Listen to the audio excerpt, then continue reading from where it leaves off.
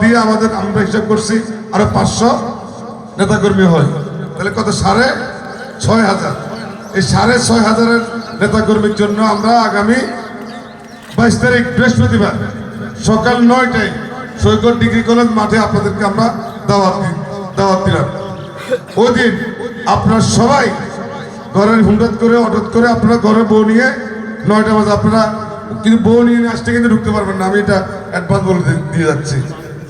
এটা আপনাদের 100% বাধ্যবাধকতা আছে। আর যদি কোনো রকম এক ভাই বলছে অসুস্থ, হাসপাতালে ভর্তি বা যাওয়ার অনুপযোগী, সে একজন সাক্ষী নিয়ে আমাদের দরবারে আবেদন করতে হবে যে ভাই এই কারণে আমার বাঁচতে পারবেন। কথাকে বুঝতে পারছেন? অতএব বাদাবাদি চলবে না। আপনারা সবাই ওই দিন আমরা বাংলাদেশে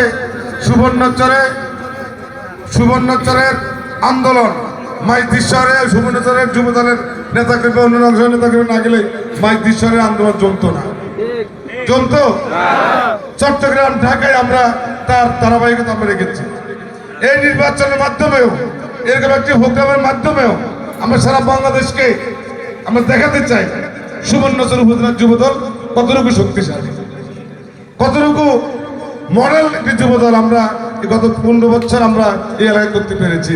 সেই সুসংগঠিত সে আলোকে আপনাদেরকে দাওয়াত দিয়ে আপনারা, বিশেষ করে আমার ইউনিয়ন যুবদলকে আমি নির্দেশ দিব আগামী দিন থেকে প্রত্যেকটি কেন্দ্র কমিটি আলাদা আলাদা মিটিং করতে হবে। যে সকল এই সদস্য আপনাদের কাছে নাম লিখিয়েছে, আপনারা যাদের সংযুক্ত বা বিভাজন করেন, এই 2 দিনের মধ্যে 3 দিনের মধ্যে আপনারা মিটিং করে সবাইকে 22 তারিখের মিটিংয়ের দাওয়াত দিয়ে আপনারা শুরু করবেন। কোথায় কোন সমস্যা আছে লিখিতভাবে প্রয়োজন আমাদের কাছে আপনারা প্রস্তাব দিবেন যে এই কেন্দ্রে সমস্যা আছে, এই কেন্দ্রে আপনারা আসতে হবে, এই কেন্দ্রে সাধারণ ভাই লাগবে, এই কেন্দ্রে ওই যে জাকির সাহেব লাগবে, এই কেন্দ্রে অমুক লাগবে, এই কেন্দ্রে যদি কোনো প্রবলেম থাকে আপনারা সে আলোকে আপনারা আমাদের রিপোর্ট দিবেন। আগামী 5-6 দিনের মধ্যে আমরা 22 তারিখের আগেই আমাদের এই কর্মকাণ্ড আমরা শেষ করব।